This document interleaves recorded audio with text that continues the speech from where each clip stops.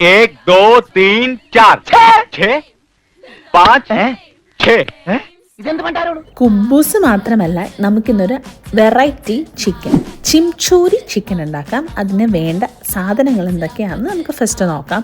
ആദ്യം സ്കിന്നുള്ള ചിക്കൻ തൈസാണ് ഞാനിവിടെ എടുത്തിട്ടുള്ളത്.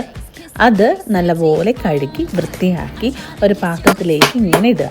അതിനുശേഷം ഞാനിവിടെ പാസ്ലിയാണ് എടുത്തിട്ടുള്ളത്. 2 bunch parsley, 1 bunch coriander leaves, chilli flakes, pepper powder, oregano, salt, ഒരു ഇച്ചിരി ഒലിവ് ഓയിൽ, ഒരിത്തിരി വിനെഗർ, പിന്നെ ഗാർലിക്കിൻ്റെ 2 അല്ലി നന്നായിട്ട് ബ്ലെൻഡ്.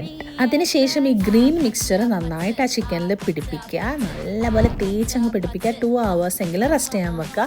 അതിനുശേഷം ഫ്രൈ ചെയ്യുക 165 ഡിഗ്രി സെൽഷ്യസ് 22 minutes. നമ്മുടെ അടിപൊളി ചിൻചൂരി ചിക്കൻ റെഡി.